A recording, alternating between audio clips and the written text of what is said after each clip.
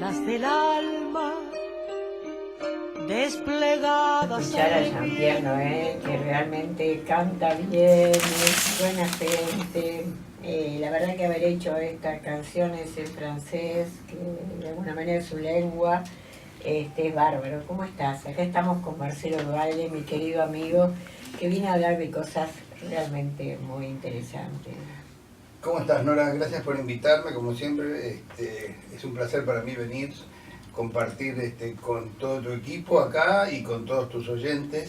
Sí. Y hoy te traje una sorpresita. ¿Qué me trajiste? Una sorpresa porque hoy es un día muy especial. Porque Es el cumpleaños de Perón. Ayer fue el cumpleaños de Perón y hoy es el aniversario del asesinato del Che. Entonces, como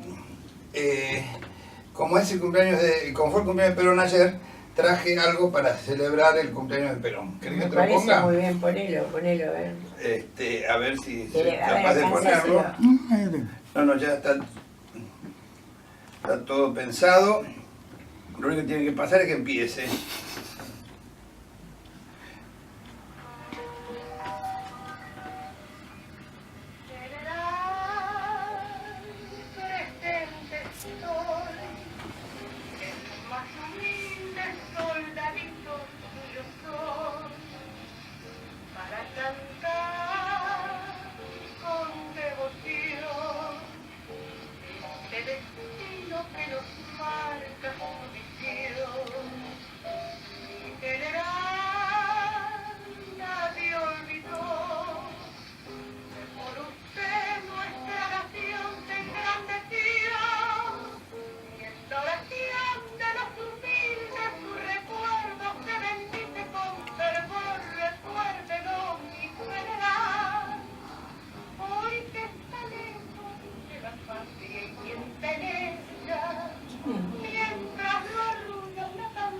Estamos escuchando a Nelly Omar en una canción, canción homenaje al general Perón, inédito porque esto nunca salió a la venta, lo grabó Nelly Omar en su momento, pero nunca tuvo difusión.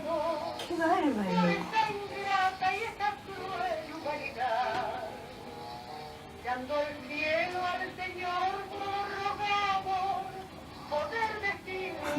¡Qué bárbaro!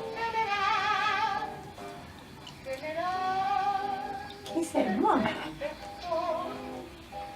Es una maravilla que además no se conoce, así que tenés... una primicia absoluta. Sos mejor que Crónica, porque tenés una primicia acá en tu programa.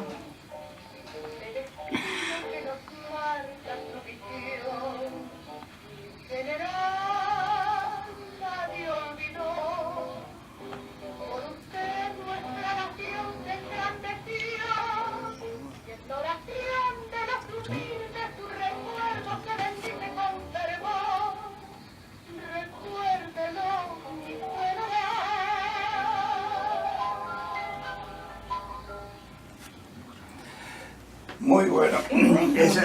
Creo que te traje un regalito. ¡Pero qué regalito precioso! Realmente me encantó cuando me lo acercaron y dije, bueno, esto es para compartirlo con Nora y sus oyentes. Acá en La Soberana. Vos sabés que, bueno, además, nunca lo hablamos, pero yo quería mucho a Nelly Omar. Era una mujer encantadora. Era una mujer realmente encantadora que me trataba muy bien. Y además yo estuve con ella en el último recital que dio, su recital póstumo, que era muy gracioso porque me acuerdo que, perdón, que estábamos en la puerta de Luna Park. Estábamos esperando con Jorge Luz, que hizo todas las travesuras que habitualmente hacía. Llegó un amigo de él y empezó: ¿cómo me haces esto? ¿Cómo llegas aquí? Nuestros hijos. Y la gente miraba. Y además fue maravilloso, porque Nelly tenía más de 90 años. Ya había cumplido, o sea, 93 tenía. 93, una cosa así. Y cantó todo el recital sin tener un atril con las letras. Tremendo. Se acordaba todas las canciones, era maravilloso. ¿Y sabes quién estaba en el camarín? La mamá de Cristina. ¿En serio? Cristina Kirchner, que era muy amiga de ella. Mirá vos, ¿cómo era el sobrenombre? ¿La Cantora era? La cantora. La Cantora, una mujer emblemática que además la pasó muy mal por ser amiga de Evita y devota de Perón, ¿no? Absolutamente, porque ella era la descamisada, tenía una canción que era la descamisada. La descamisada, claro, sí, sí. Y pagó realmente, pero después, en los últimos años, tuvo un éxito Se fenomenal. reivindicó, sí, ella tuvo un éxito y ese éxito la llevó. Yo me acuerdo que la quise contratar un par de años antes de que muriera para un evento que había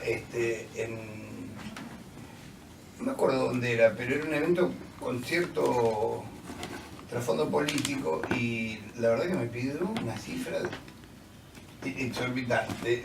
Bueno, nosotros pudimos conseguir que atendiera a un amigo de mi yerno, que es un chico que es hijo de Sardos, que es hijo de Sardos, y que es hijo de Sardos, y griego, rusos, que se llama Dimitri, y que a raíz de una entrevista que nosotros, y ella además le dijo cómo la tenía que presentar, todo eso, estuvo grabando, estuvo muy gentil en concederle esta entrevista. Él tiene una audición en Madrid de tango, que ya ha recibido varios premios. ¿Ah, sí? ¿La sigue teniendo ahora? La sigue teniendo ahora. Le mandaremos esto para que lo pase. Sí, la verdad que sí. Y la verdad que te digo que era una mujer increíble.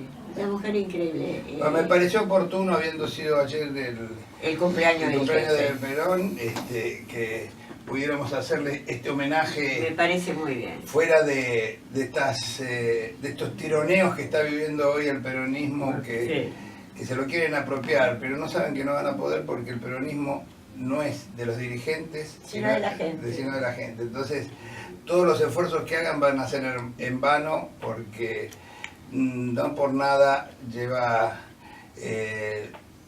72 años el movimiento peronista en plena ebullición permanente, ¿no? Absolutamente, absolutamente. Y después la otra fecha que decíamos es la fecha del aniversario del asesinato del Che, ¿no?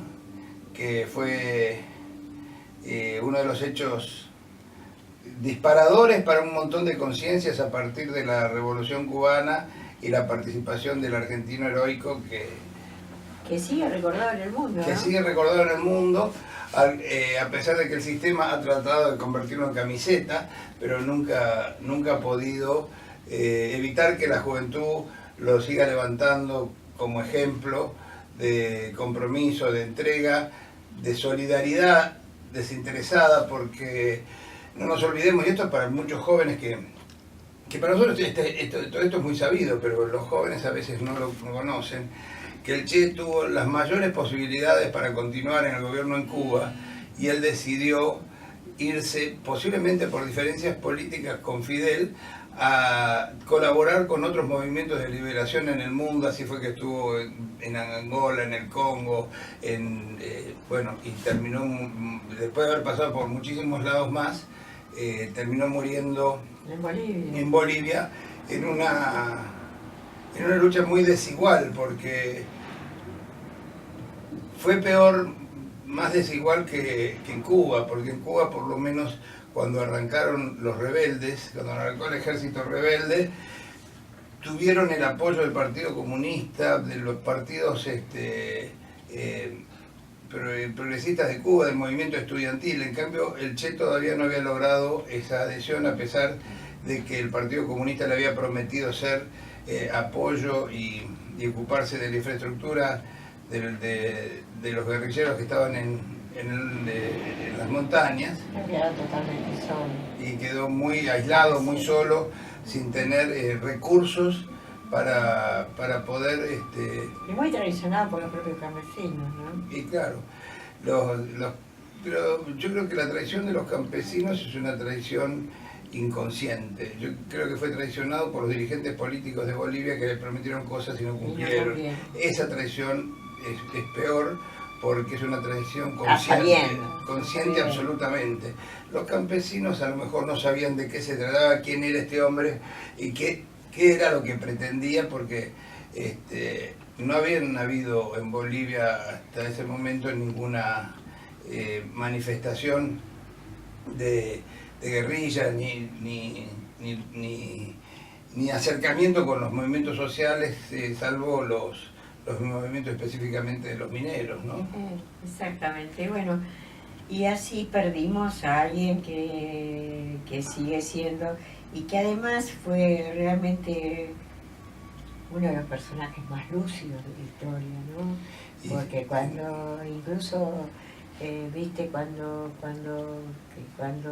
hace un análisis del futuro económico del socialismo, del comunismo ruso y demás, él hace todo un análisis económico muy interesante. Pero por supuesto, porque además él se da sin cuenta ser economista, él conocía mucho de economía, al punto de que había sido ministro de Economía de Cuba. Sí, ministro de Hacienda, de Economía, sí, y de Industria también. Y presidente del Banco de Cuba. Presidente del Banco de Cuba, o sea que él se conoció desde todos los lugares los problemas que amenazaban al futuro socialista. Y un tipo brillante, realmente brillante, ¿no? Él podría haber continuado, como yo decía antes, en Cuba con los máximos honores, porque así como había sido ministro, pues era, digamos, en el sentido del pueblo cubano, era el segundo hombre de la revolución. Absolutamente. Pero hubo algunas diferencias sobre el papel que calculaban que tenía que jugar la Unión Soviética, por un lado Fidel y por el otro lado el Che, y el Che con un criterio así también de mucho desprendimiento, entendió que el cubano era Fidel y que él era el que tenía que dar un paso al costado, ¿no? Sí. También se habla mucho de su antiperonismo, del antiperonismo del Che. Yo creo que eso es una cosa que no está muy clara. Evidentemente no era peronista, pero de ahí a ser antiperonista hay una distancia grande. Hay viajes del Che a la Argentina que no se conocen. Se conoce solamente, ya hablo después de la Revolución Cubana, ¿no? Se conoce simplemente el que hizo cuando se entrevistó con Frondizi, que era presidente, que se entrevistó un poco como representante de Cuba, ¿no? Pero él también hizo otros viajes, que los hizo más de tipo personal, donde se juntó con peronistas en ese momento que constituían un poco el grueso del peronismo. Entre ellos, con el que estuvo mucho fue con Augusto Timoteo Bandor. Y Bandor, en uno de los viajes que hizo, que fue precisamente en ese que tuvo mucho contacto, fue el que financió el viaje, le dio protección, le dio su coche blindado. No me digas, no sabía nada. Sí. Augusto Timoteo Bandor tuvo una relación en ese momento, no sé cuánto habrá durado exactamente, pero tuvo una relación muy intensa con Ernesto Che Guevara, ¿no? Con cosas, y hay algunas otras cosas más que no se conocen. Hace un tiempo atrás yo estuve, me encantaría hacerlo con vos, estuve por hacer un programa en televisión que se iba a llamar Los Pliegos de la Memoria, y los pliegues de la memoria, donde poder hablar de todas estas cosas cuando... Claro, porque no hay, la gente no recuerda, está muy selectiva la memoria porque siempre repiten lo mismo, porque hay intereses. Bueno, hay intereses. Bueno, en esa carta que vos me recibís, yo estuve leyendo hoy, que vos me decías que no la había escrito Perón, que le escribió... Chiche Montes. Lo que ahí dice con respecto al antiperonismo, supuestamente Perón dice que también él fue usado por la oligarquía en el golpe de Irigoyen. Claro. Y que no que podía, ahí en el 51 el Che podía no ser peronista, pero porque era muy joven. Claro. Eso es lo que explica la carta. Sí, y creo que Perón debía pensar eso. Porque además yo sé que Perón se escribió mucho con Fidel, Pero hay una cosa que no se sabe tampoco mucho, pero la escribió Rogelio García Lupo en un libro que es muy interesante, que es él lo define algo así como cuando Fidel era peronista. Cuando Fidel empieza, antes del cuartel de Moncada, antes de todo eso, que Fidel empieza a nuclear jóvenes estudiantes de Centroamérica. Y entonces tiene necesidades económicas y se mueve por un lado y se mueve por otro. Y uno de los que le financian eso es Juan Domingo Perón. Me imaginé porque Perón hacía esas cosas. Bueno, y ¿sabes? Como dice ahí que le financian. Él manda a dos personas a tener relación, que no me acuerdo quién era uno, pero el otro me acuerdo perfectamente que el que va a llevarle el dinero y genera el vínculo más político es Antonio Cafiero. Ah.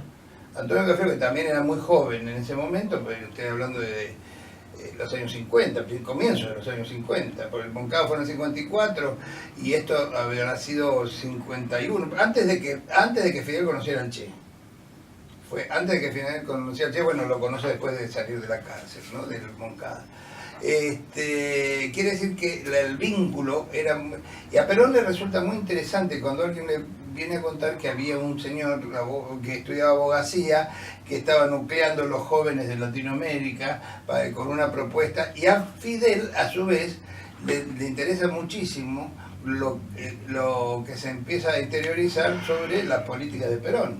Y ahí hay un vínculo que en otro programa te traigo mayor datos porque no los tengo muy frescos en la memoria, pero sí recuerdo perfectamente que se hace un viaje, Cafiero se encuentran, y después Cafiero, no hace tantos años, poco antes de morirse, también hizo una referencia a eso, ya una referencia un poco más de distancia política, porque el Cafiero se había parado en otro lugar más a la derecha de la que estaba en su momento cuando fue... Sí, acá lo que pasa es que también con estos vaivenes del peronismo, que es un movimiento, hay mucha gente que estaba a la izquierda y se fue más a la derecha, y hay gente que estaba más a la derecha que se fue más a la izquierda. Y otros que se cayeron abajo. Y otros que se cayeron y no están más, no están más, porque ya de tan a la derecha se cayeron del mapa. Bueno, pero es muy interesante recordar esto, porque los jóvenes no saben de estas cosas, incluso muchos adultos tampoco las saben. Por supuesto. Y me gustaría que hoy habláramos,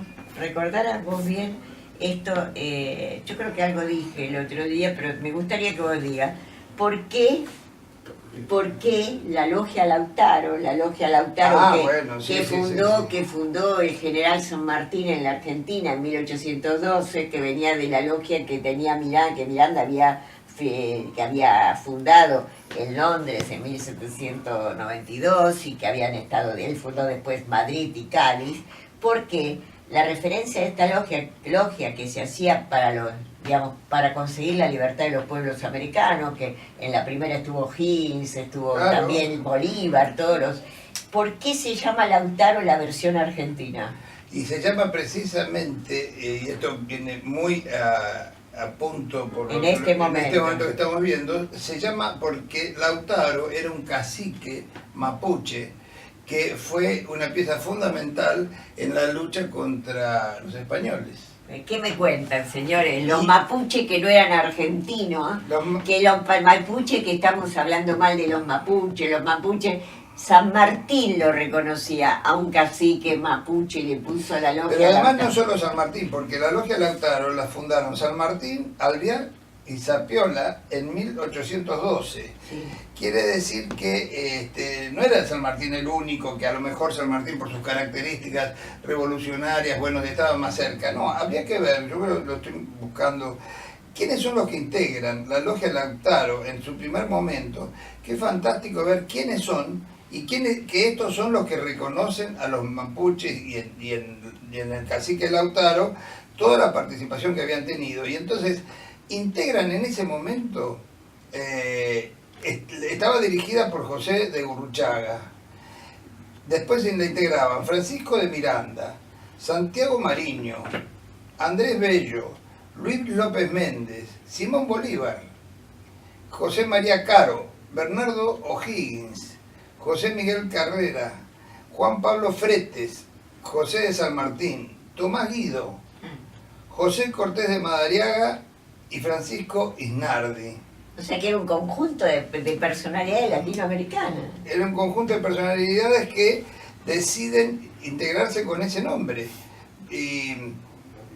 Porque esta fue y por eso le integran tantos latinoamericanos, porque fue la primer filial que se creó en América de esta sociedad que se había creado en Europa.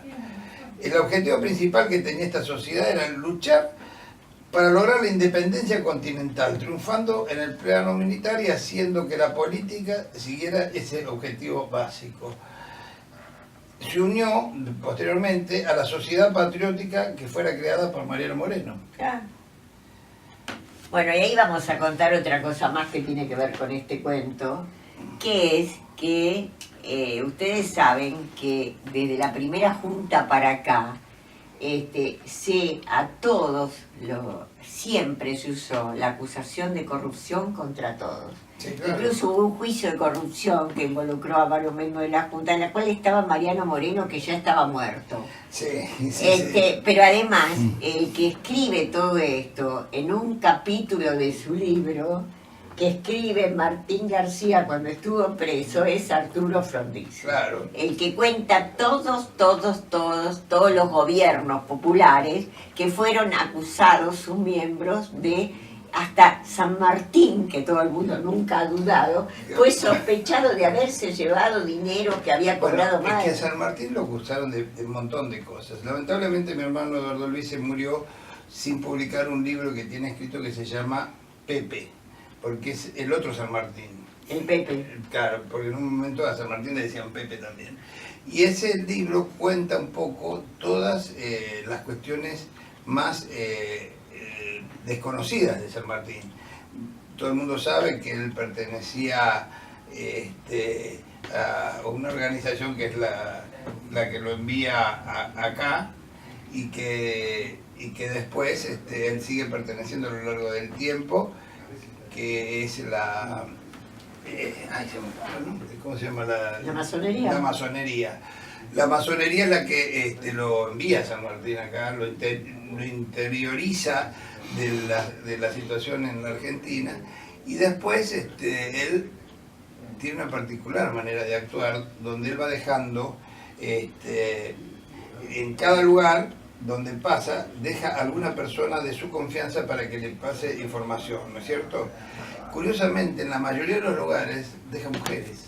Ah, mira vos. Una especie de parejas, algunas de más tiempo, otras de menos tiempo, y queda en Mendoza, en Chile, en Lima, quedan mujeres, algunas muy conocidas. Yo estoy hablando muy superficialmente porque no tengo la documentación concreta y no me acuerdo de memoria los nombres, pero esto lo podemos armar para un día. Para un día tenemos que hablar de esto, porque es importantísimo, importantísimo. Y bueno, íbamos a hablar de las huelgas estudiantiles.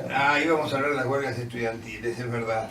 Pero vos estabas diciendo algo más, que yo después me fui por las ramas con respecto a la corrupción. A la corrupción, sí. También yo le digo, para que la gente que quiera lo vaya buscando, sería muy interesante que buscaran dos discursos de Winston Churchill.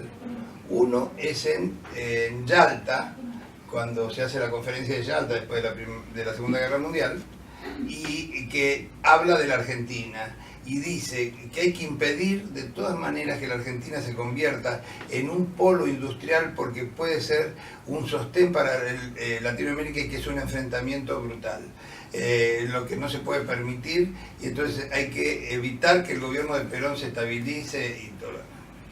El segundo discurso, también de Churchill, habla también de Perón, y me acordé por lo de la corrupción, porque es muy importante. Él dice que para él la caída de Perón le provocó la misma o más satisfacción que el triunfo de la Segunda Guerra Mundial. Esto lo dice Churchill, y está en internet para que lo busque el que quiera. Y dice: nosotros tenemos que combatirlo donde sea, no importa que haya perdido el poder. Hay que seguir hasta matarlo para que no se vuelva a reproducir en la Argentina esa posibilidad de que se convierta en un país industrializado que sostenga todo lo demás. ¿Cómo lo tenemos que hacer? Comprando a sus dirigentes. Tenemos que ir a comprar a los dirigentes para que esos dirigentes actúen para nosotros. Y él da una serie de explicaciones que yo no sé si ese discurso no se lo escribió Durán Barba, porque da todas las explicaciones de cómo se tienen que manejar con la prensa, cómo tienen que hacer. Es realmente lo que nos está pasando acá. Pero no pasó siempre, pero ahora está mucho más descarnado y mucho más a la vista de todos. Es que ahora está pasando exactamente eso. El discurso es siempre ese. Por eso hablaba de la Tiene que corrupción. matar. Vos fíjate que la corrupción es tan grande y tan enormemente grande que si no fuera por los bolsos de López no tienen una sola prueba para presentar en tribunales contra ninguno de los funcionarios kirchneristas. Porque todo se basa en las denuncias de Carrió, de TN, de Clarín, pero en las investigaciones. Creo, la gente cree que los jueces federales que están en la cruzada anticristinista no inician los juicios porque no quieren, no inician los juicios para no pasar papelones, porque no tienen cómo sostener los juicios. No tienen elementos probatorios que puedan sostener los juicios. Entonces, siguen buscando pruebas, dilatan, pim, pam, pum. No somos nosotros los que estamos dilatando, son ellos porque no los pueden llevar adelante con una debilidad absoluta de la fundamentación, no tienen pruebas. Bueno, sigamos con las huelgas, porque las huelgas estudiantiles y las tomas de los colegios son muy Lo que interesantes. pasa es que lo veo a Norberto ahí y digo, Y bueno, lo vamos a invitar a Norberto que entre a saludar. claro, me parece. Vení, ahora, vení. incorporate. Esta es una casa de amigos. Esta es una casa de Así me amigos. dijeron. Vení, incorporate, sentate ahí. Sentate ahí en esa Digamos que silla. hemos cambiado de living, hemos Sí, transformado Viste, estamos. el living. La semana que viene va a poner una escalera para parecerse a Mirta Legrand. Así. Nunca. Bueno, ahora vamos a hablar de cómo las tomas en los colegios son de muy antigua data, ¿no? Sí, esto es con perdón de Feynman, ¿no? De Feynman el malo. Sí.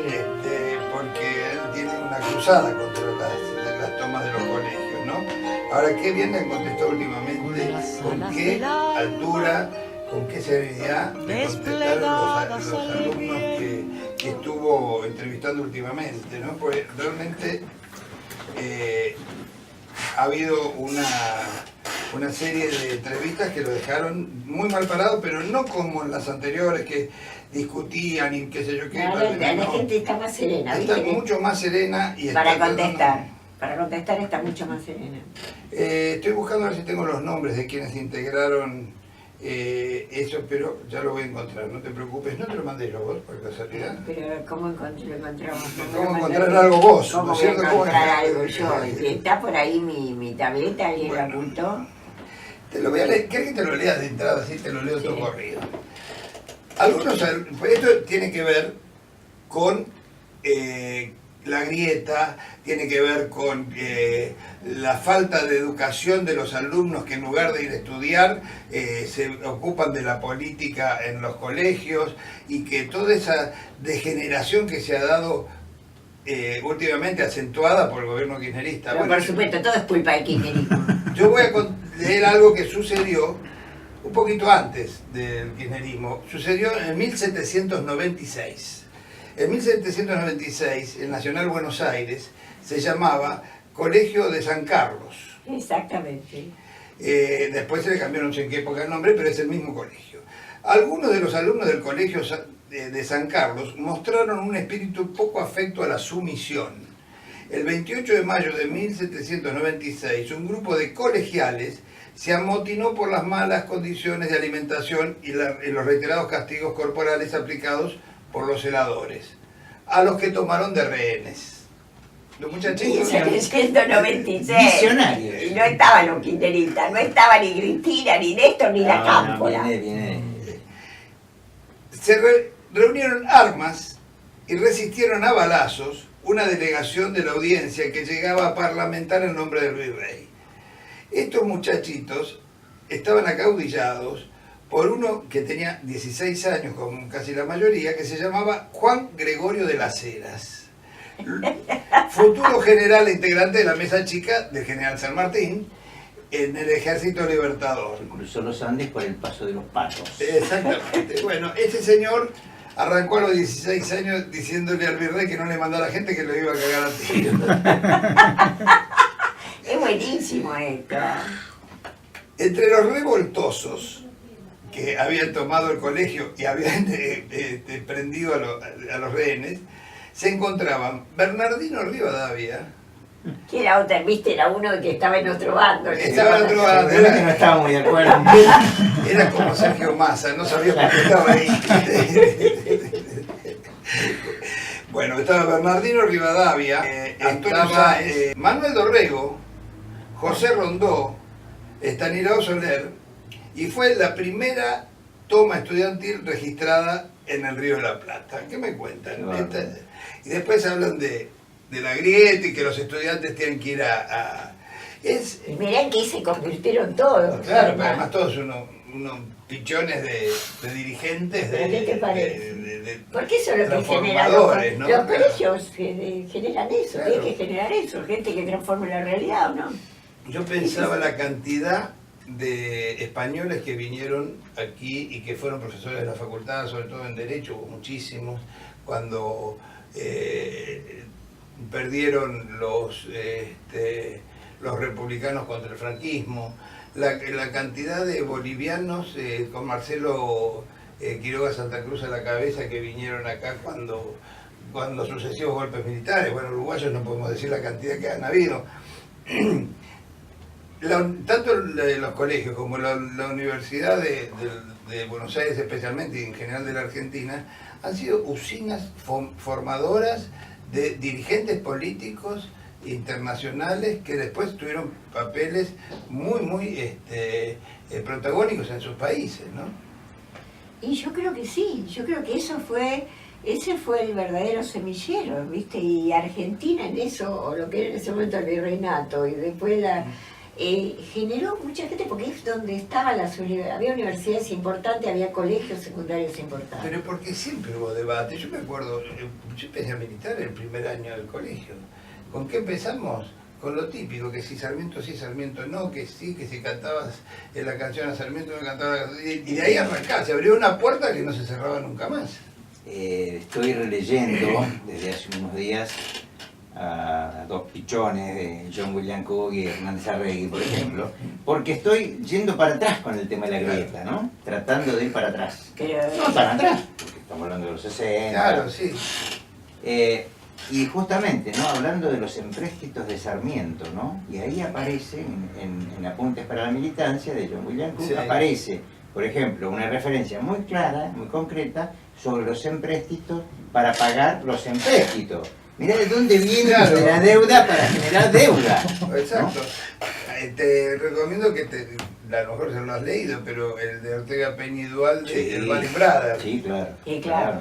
Sí, Y claro, de hecho, y claro. yo digo, Pero esto de ese Churchill, libro habría que cambiarle el nombre y publicarlo de nuevo ahora Sí, con claro. el préstamo de los 100.000 millones. escúchame, yo creo que lo que hay que hacer, todo de Churchill tiene que ver con esto. Claro. Claro. Es absolutamente Pero que vos tiene sabés que ver con estas esto. cosas Aparte no del se tema- conocen. No se conocen, nadie Claro. las difunde. Claro. Pues te aviso que como sabía que venías al programa, te mando un abrazo enorme desde el país del norte, ya. Ah, bueno. Te mando un escucha, abrazo Yanni? enorme. No, a veces sí, a veces no, Bueno, pero se yo le escucha. mando estas cosas que vos me Bueno, mandás, esto te yo las le- mando. Le Te las mando, quiero te las mando. mandar un abrazo a Yanni para refrescarle la memoria. Tiene que venir a comer A comer. a comer un bife chorizo. Sí, tiene que venir a comer con nosotros. Eso. Pero le agradeció mucho todo lo que vos contaste ese día y Bueno. demás. Así que Bueno, me alegro deseé- mucho de un tipo entrañable. Bueno, también. Bueno, estamos terminando nuestro programa, me parece. Pero te ya. quería hacer una pregunta. Sí. ¿Dónde está Santiago Maldonado?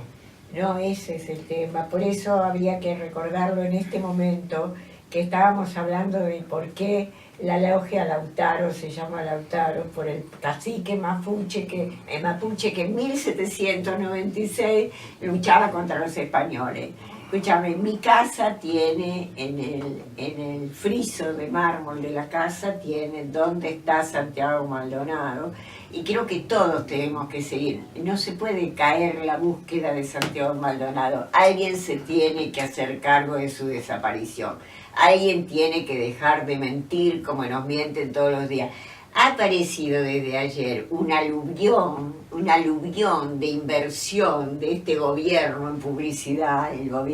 en publicidad, donde los spots hablan de todo lo que vienen haciendo cloacas, caminos, la reparación histórica, todas mentiras, porque la reparación histórica no existe, las cloacas las hizo el kirchnerismo, el puente de la Noria que inauguraron lo hizo... ellos, pero empezó mucho tiempo antes. No, la pararon para inaugurarla Claro, ahora, claro. como hicieron con el subte, los subtes de Ibarra, Sí, estaban pero hechos. además hay otra cosa, hay una ley que prohíbe hacer demostración de los actos de gobierno durante la campaña electoral. Pero claro que no se puede Esa hacer. ley- Y Ese ahora fue empezó- uno de los argumentos para el fútbol para todos, para Claro. levantar el fútbol para Bueno, todos. pero ¿no? hoy Ellos. han inundado, es una campaña brutal que Claro. están haciendo, y eso hay que denunciarlo, y los partidos políticos lo tienen que denunciar. Y no solamente, sino que ahora hay gendarmes que se meten a la Basílica de Luján a provocar a las madres. ¿Saben eso? Ah, no, No, no, Hoy no salió sabía. publicado. 2 gendarmes, en una ronda de las madres silenciosa y absolutamente pacífica, como siempre, en la Basílica de Luján el domingo. No, ya, viste, ya no Entonces, tiene límite. una tenía un cartel, ¿dónde está Santiago Maldonado? Se lo preguntaron varias en voz alta, ¿no? Porque aparecieron todos tipos de uniforme, metidos ahí, y entonces le contestaron, síganlo buscando. Ellos le contestaron, síganlo buscando. Está en el diario de hoy. No, es una desvergüenza. Ya Ahora, la cosa va yo digo- tomando yo digo otro, una cosa, ¿no? Yo digo una cosa, ¿le habrán informado tan mal a Bono para que vaya a ver al presidente, a este presidente? ¿Qué le habrán Sí, contado? Porque realmente no lo pero puedo creer. no... Está pasando con varios. Serrat en su... Se negó, sí. Se negó en su, Sí. a pedir por Maldonado. Algo está pasando, sí, en sí. el, No me extraña. no me extraña de... No, lo de Serrat no me extraña. Disculpame, pero no me No, extraña. a mí no me extrañaba de Víctor Manuel, que A mí cantó, sí, a mí que, sí. que cantó, se supo, que ahora que volvió a la derecha, que antes había estado en la derecha y que había hecho canciones para Franco y demás, ¿no? Pero de Serrat sí, no, Y a mí me sorprendió. me sorprendió. Pero que Bono vaya a ver, algo le tiene que haber vendido mal, porque este es un tipo que siempre ha estado con las madres, que siempre nunca dejó de Bueno, defender. por Serrat también. Sí, sí, es Algo está sucediendo. Es la instalación de la maquinaria mediática esta. Sí, bueno, pero pueden preguntar a derechos No. humanos, hay muchos Pero, organismos humanos pero que no, están ligados Pero a la Argentina. no hay peor sordo que el que no quiere oír. Claro, claro.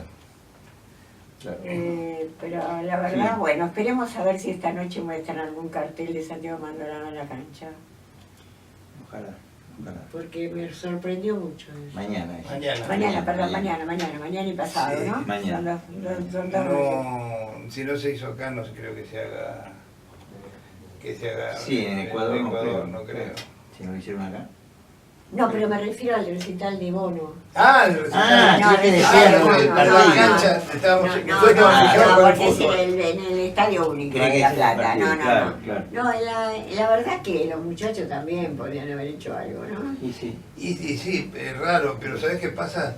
Como fue organizado por el gobierno, todo el festejo y el apoyo a la selección argentina, vos sabés que les dieron 900.000 pesos para que compraran banderas, no, 600.000 pesos, perdón, para que compraran banderas y a la barra brava de Boca, y en lugar de comprar las banderas, ¿sabés qué hicieron? Usaron los que le había regalado Maradona en el 2009 y se embolsaron las 600 lucas.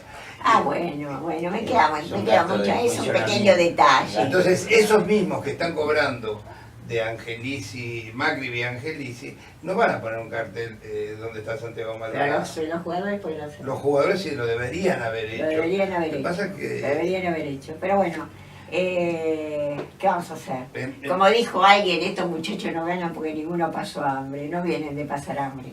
eso es verdad. Eso es verdad, eso es Pero verdad. yo- Creo que lamentablemente es verdad. Sí. Y creo que... Pero yo creo que acá hay una cosa mucho más compleja que tiene que ver con la dirigencia del fútbol, que tiene que ver con el estado del fútbol argentino, que tiene que ver, si querés, para simplificarlo, con el 38-38, cuando se votaron y en el 75. sí.